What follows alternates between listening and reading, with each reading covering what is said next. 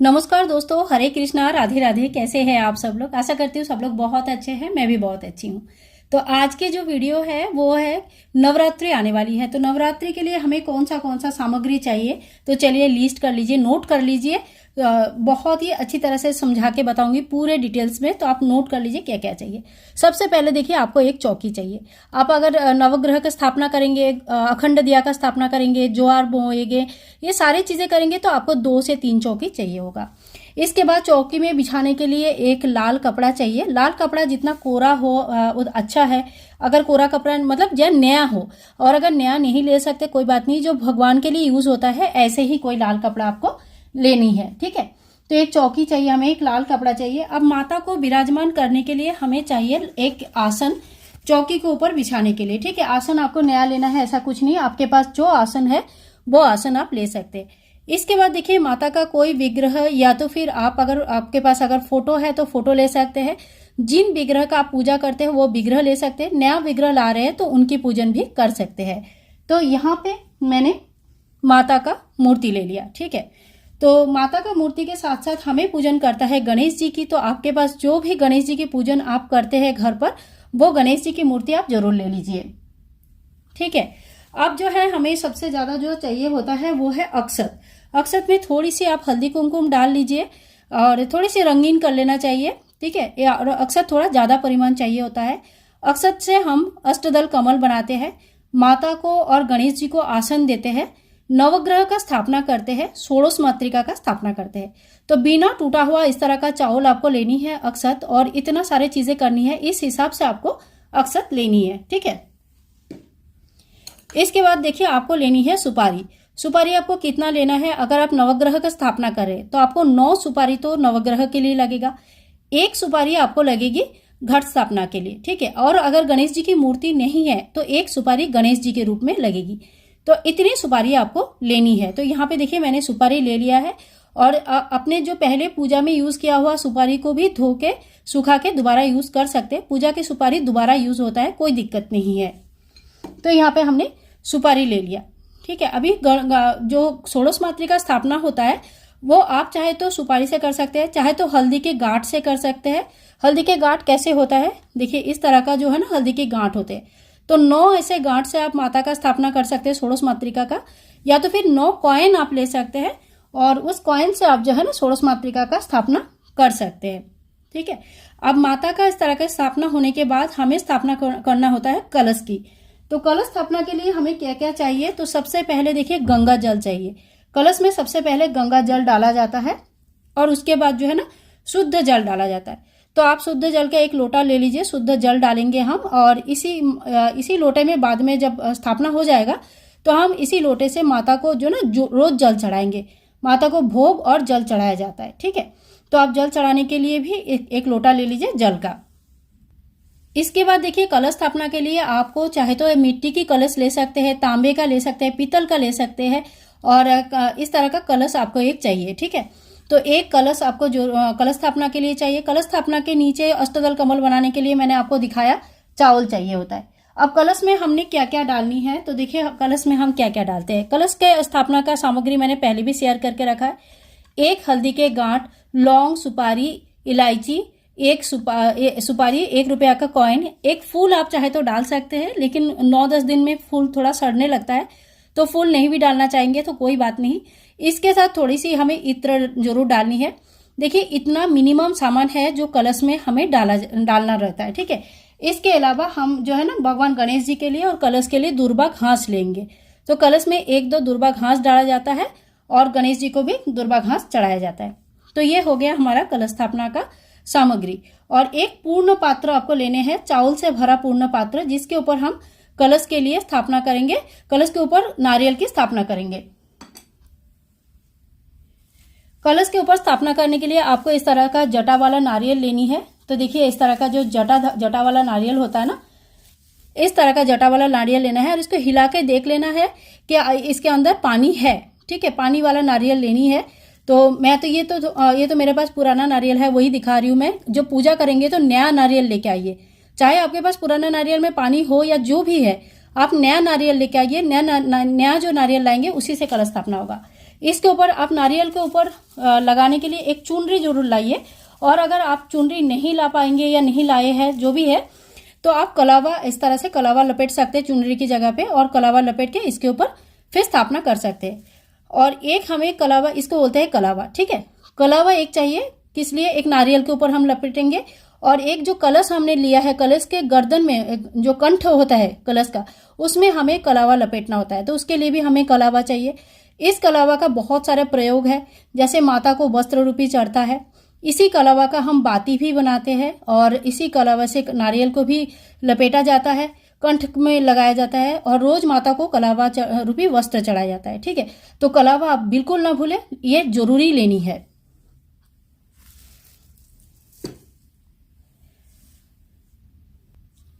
इसके बाद देखिए हमें आम के पत्ते चाहिए। आप अशोक के पत्ते, आम के पत्ते या पान के पत्ते से घट स्थापना कर सकते हैं, ठीक है। 5, 7 या तो फिर आपको 11 चाहिए। मैंने यहाँ पे अलग अलग पत्ते लिए हैं। आपको अगर एक ही डंठल में 5 पत्ते वाले मिल जाते हैं ना, तो वो लीजिए, वो ज्यादा दिन तक हरा रहेगा। अशोक के पत्ते बहुत जल्दी खराब होते हैं। 9 दिन के लिए कलश स्थापना होती है, तो कोशिश करें आम का ही पत्ते लेने के लिए, ये ज्यादा दिन तक ग्रीन रहती है, ठीक है। हर चीज देखो बहुत अच्छे से समझा दे रही हूँ। कहीं पे भी कुछ प्रॉब्लम होगा तो आप मुझे लिख सकते हो, ठीक है। मैं कोशिश करूंगी ज्यादा से ज्यादा, जल्दी से जल्दी आप लोगों का आंसर करने के लिए। सॉरी। इसके बाद देखिए माता के लिए थोड़ा सा आपको फूल चाहिए, दुर्वा घास चाहिए, माता को बेलपत्र चढ़ते हैं, अगर आपके पास बेलपत्र है तो बेलपत्र।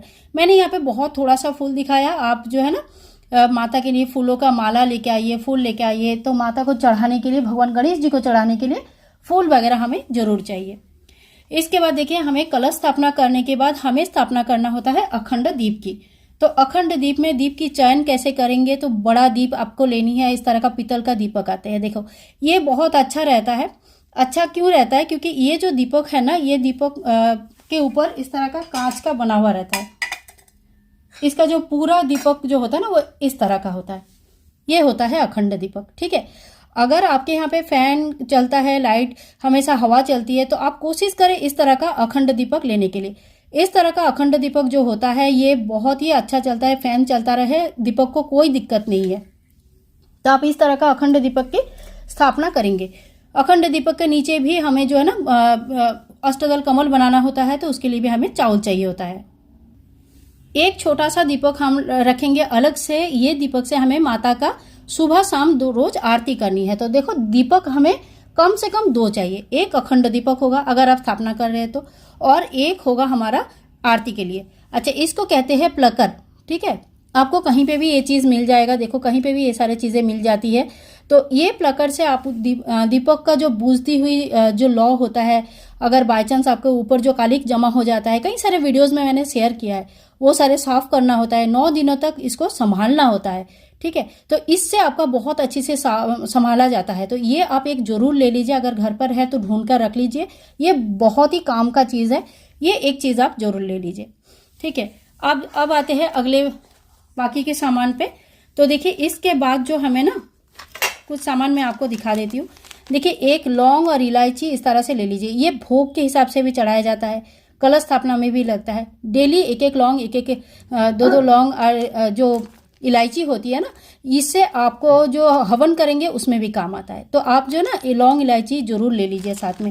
और लौंग जब लेंगे तो देख लेना इस तरह का फूल बना हुआ रहना चाहिए। हाँ, फूल, बिना फूल का लौंग नहीं चढ़ता है, तो इस बात का ध्यान रखें। माता को चढ़ाने के लिए आपको सिंदूर चाहिए, तो एक सिंदूर आप जरूर ले लीजिए। माता को चढ़ाना है, माता से हम सुहाग भी लेते हैं, तो सिंदूर आपको जरूर लेनी है। इसके बाद देखिए यहाँ पे मैंने लिया है, यह है आबिर। आबिर के बाद देखिए माता को चढ़ाया जाता है हल्दी, और यह है चंदन। भगवान गणेश जी को लिए भी आबिर, गुलाल, चंदन इत्यादि माता को चढ़ाया जाता है, भगवान गणेश जी को चढ़ाया जाता है। और कपूर आप जरूर ले लीजिए, कपूर की आरती किया जाता है, दिया में भी कपूर डाला जाता है, कपूर की आरती पूरे घर में घुमाया जाता है, तो आप कपूर भी जरूर ले लीजिए, ठीक है। तो ये हो गया कपूर। इसके बाद देखिए जेनोई, आप चाहे तो एक ही जेनोई ले सकते हैं। भगवान गणेश जी के लिए पीला जेनोई, और भगवान शिव जी के लिए सफेद जेनोई होता है। पहले दिन पूजा में भगवान शिव जी के को भी सफेद जेनोई चढ़ाया जाता है, लेकिन अगर आप सिर्फ गणेश जी की पूजा कर रहे हैं तो सिर्फ एक पीला जेनोई आप ले सकते हैं, ठीक है। इतना सामान हमारा हो गया। इसके बाद जो हमें करनी है वो है, देखो एक लाल कपड़ा आप जरूर रख ले। अच्छा वाला एक लाल कपड़ा आपको रखना है। अब ये लाल कपड़ा किस लिए, माता का मूर्ति को एक बार स्थापना करने के बाद दोबारा हटाया नहीं जाता है, ठीक है। तो माता के मूर्ति को साफ करने के लिए जैसे थोड़ा सा आप झाड़ देंगे, साफ कर लेंगे, आसपास का कुछ गिरा है साफ कर लेंगे, उसके लिए एक साफ कपड़ा आपको साथ में जरूर रखनी है। अब जो है ना, आपको लेनी है रुद्राक्ष की माला, ठीक है। रुद्राक्ष की माला क्यों लेनी है, अगर आप मंत्र जप करना चाहते हैं, माता का कोई भी मंत्र पढ़ना चाहते हैं, शाम को चाहे सवेरे चाहे जब भी टाइम मिले, आप चाहते हो कि मंत्र जप करना, ठीक है, तो आपको किस माला से करना है, रुद्राक्ष की माला से। अगर आप लक्ष्मी प्राप्ति के लिए मंत्र जप करते हैं तो आप इसकी जगह, रुद्राक्ष की जगह कमलगट्टे की माला भी ले सकते हैं। तो यहाँ हमने ले लिया रुद्राक्ष की माला मंत्र जप करने के लिए, ठीक है। ये सारे सामग्री हो गया। अच्छा, अखंड दीपक मैंने बोला, तो अखंड दीपक के लिए आपको तिल का तेल चाहिए होगा, या तो फिर आपको चाहिए होगा घी। तो आप उस हिसाब से घी या तिल का तेल जितना भी 9 दिन के लिए चाहिए, उस हिसाब से आप तिल का तेल, घी इत्यादि व्यवस्था जरूर कर ले। अखंड दीप के लिए ना आप इस तरह का मिट्टी का दिया भी यूज कर सकते हैं, कोई दिक्कत नहीं है, ठीक है।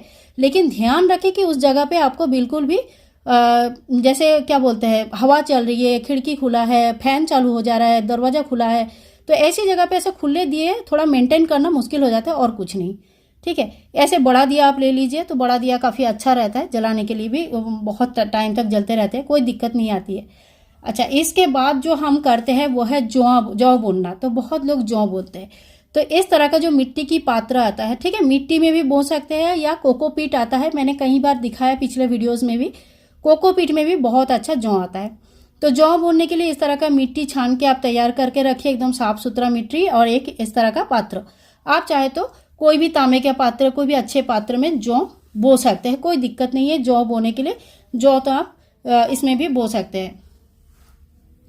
इसके बाद देखिए, जौ लेना है आपको, अच्छे जो बड़े बड़े दाने वाले जौ होता है, वो वाला जौ आप लेके रख लीजिए, तो अच्छा जौ आता है। देखिए, जितना अच्छा जौ आएगा ना, उतना बोलते हैं कि समय अच्छा है, अच्छा समय जाने वाला है, इसीलिए बहुत अच्छा जौ आया है, ठीक है। तो उस हिसाब से जौ बोया जाता है। अब जो है, मैं माता को हर रोज जो है ना इत्र चढ़ाया जाता है। थोड़ा सा आप इसमें कॉटन में लगा लीजिए इत्र, और इत्र थोड़ा सा माता को चढ़ा दीजिए। इत्र से सुख संपत्ति वैभव बढ़ता है, तो इत्र आप ले लीजिए, ठीक है। आरती करने के लिए मैंने पहले एक आपको दिखाया था, दिया दिखा दिया था। धूप बत्ती आप ले लीजिए, गीला धूप जो भी फॉर्म में आपके पास है, जैसे मेरे पास ये वाले भी है, तो जो भी फॉर्म में आपके पास है, ये गीला धूप आप ले लीजिए, ठीक है। गीला धूप देखिए, ठीक है, ये कोई एडवर्टाइज नहीं है, जो मैं यूज़ करती हूँ वही मैं दिखा दे रही हूँ। तो गीला धूप आप ले लीजिए। अब जो है, माता के लिए डेली भोग तो आप बनाएंगे ही बनाएंगे, ठीक है, लेकिन उसके साथ साथ आप बतासा वगैरह ये सारी चीज़ें करके रखिए। 9 दिन का पूजा है, मिश्री वगैरह, क्योंकि 9 दिन का पूजा है। देखिए, किसी दिन अगर बाई चांस कुछ होता है, बाई चांस अगर आपने भोग नहीं बना पाते हैं, कोई भी ऐसे आ गया, प्रॉब्लम आ गया, तो आपको भोग की कमी नहीं होगी। आप हमेशा ये जो है ना मिश्री, बतासा, ये सारी चीज़ें अपने पास रखिए, बहुत काम की चीज़ है, ठीक है। ये सारी चीज़ें बहुत काम की चीज़ है, तो ये जरूर रख लीजिए। आरती करने के टाइम पे आपको इस तरह का घंटी चाहिए होगा, तो घंटी एक आप रख लीजिए। ये सारी चीज़ें आप नोट कर लीजिए बहुत अच्छे से, बिल्कुल दिक्कत नहीं आएगी पूजा में। और कपूर जलाने के लिए इस तरह का कपूर के, आप जिसमें भी कपूर जलाते, देखो कपूर तो आप मिट्टी के इसमें भी जला सकते हो, कोई प्रॉब्लम नहीं है, मिट्टी के इसमें भी आप कपूर जला सकते हैं। नहीं तो अगर आपके पास कपूर से आरती करने वाला है तो आप वो भी ले सकते हैं। अब माता को चढ़ाने के लिए भोग वगैरह मैंने बता दिया। और देखो, हनी का भोग चढ़ाया जाता है, मधु, तो थोड़ा सा मधु ले लीजिए। फल वगैरह अगर आपके पास है तो फल ले लीजिए, फल लेके रखिए। फल तो फलाहारी तो रहते हैं लोग इस समय, फल भी काफ़ी काम आता है, और फल माता को चढ़ाया भी जाता है।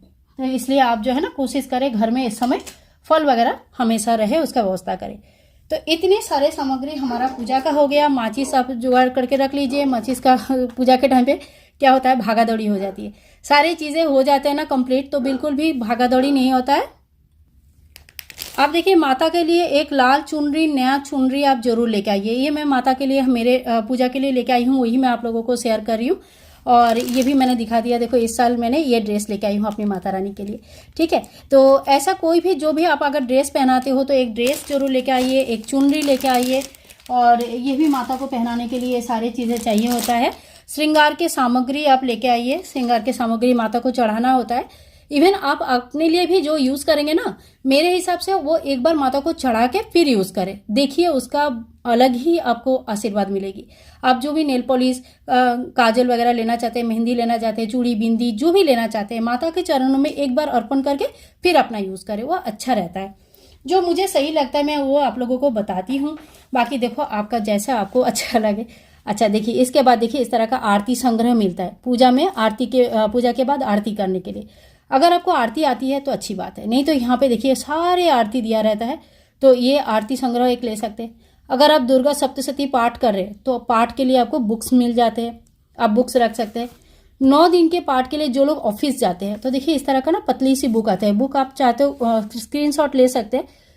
इस तरह का बुक आता है, लोकल मार्केट में आपको मिल जाएगा, 9 दिनों का पाठ आता है, ठीक है। तो ये छोटा रहता है, सप्तशती पाठ बहुत बड़ा होता है। अगर आप ऑफिस जाते हो, टाइम नहीं मिल पाती है इतना कंप्लीट करने के लिए, तो आप जो है ना इस तरह का बुक्स लेके वो भी 9 दिनों तक पाठ कर सकते हैं। माता रानी का कोई भी मंत्र आप जो है ना जप कर सकते हैं, इस समय कोई प्रॉब्लम नहीं है। तो उससे भी अगर बुक पढ़ने का टाइम नहीं है तो कोई बात नहीं, आप मंत्र जप कर सकते हैं। इसके बाद देखिए थोड़ा सा दक्षिणा आपको जरूर ले लेनी चाहिए, माता को दक्षिणा जरूर चढ़ाइए। और अष्टमी नवमी के दिन जो है ना अलग से बच्चों को कन्या पूजन किया जाता है, अष्टमी के दिन करते हैं, कोई नवमी के दिन करते हैं, उसके लिए अलग से सामग्री आती है, बच्चों को पूजन किया जाता है। तो वो अलग से मैं कोशिश करूंगी वीडियो डालने के लिए, उसके पूजन सामग्री नहीं, बच्चों को देने के लिए कुछ गिफ्ट्स वगैरह अलग से होता है, तो उसके लिए अलग से मैं वीडियो डाल दूंगी। फिलहाल के लिए जो है ना इतना वीडियो मैंने डाल दिया है। इसके बाद अगर आपको हवन करना है तो इस तरह का हवन कुंड एक मिलता है। अच्छा देखिए, इस तरह का अगर आपने हवन कुंड लिया है तो इसके ऊपर आप एक बार मिट्टी लेप लीजिए और उसके बाद हवन करें तो ये शुद्ध हो जाते हैं। और नहीं तो अगर आपके पास तांबे का है तो तांबे से कर सकते हैं। फिर इस तरह का देखिए गाय के गोबर के उपले आते हैं, तो इतने छोटे छोटे मिलते हैं, कोई भी पूजा शॉप में आप लोगों को मिल जाएगा। तो गाय के गोबर का उपला आप ले लीजिए, ये हवन में काम आता है, ठीक है। और जो सामग्री बोला है ये सारे आप नोट कर लीजिए। इस तरह का देखो, ये धूप धुना बोलते हैं, ठीक है, साइकिल का है, तो ये धुना बोलते हैं। ये बहुत अच्छा रहता है, इसकी खुशबू से घर के सभी नेगेटिव एनर्जी कम हो जाती है। हवन सामग्री मेरे पास जो पड़ा था मैंने वही आप लोगों को दिखा रही हूँ, चाहे तो घर पर बना सकते हैं, नहीं तो इस तरह का हवन सामग्री आपको मार्केट में आराम से मिल जाती है, ठीक है। इसके बाद आपको गुगुल, लोबान, ये सब मैंने देखो इस तरह से निकाल के रख देती हूँ, पहले से ही थोड़ा थोड़ा डालने के लिए इसे इस तरह से पैकेट में निकाल के मैंने रख देती हूँ। तो ये सारे सामान हवन के लिए लगता है, तो हवन सामग्री ये पूरा जो है ना हवन सामग्री हो गया। तो अगर आप हवन करते हैं तो इस तरह का आपको हवन सामग्री की जरूरत पड़ेगी। तो ये वो पूरा सामग्री है जो आपको लगेगी माता का पूजा करने के लिए, जो हमारे नवरात्रि की जो पूजन होती है उसके लिए, ठीक है। तो आपको इस तरह से पूजन करनी है। आई होप आप लोगों को ये जो वीडियो है अच्छी लगी है, और अगर अच्छा लगे तो प्लीज़ लाइक करें, शेयर करें, कमेंट करें, और चैनल को सब्सक्राइब करके के रखना बिल्कुल भी ना भूलें। मिलते हैं नेक्स्ट वीडियो में, तब तक के लिए सभी लोगों को हरे कृष्णा, राधे राधे, बाय बाय दोस्तों, टेक केयर।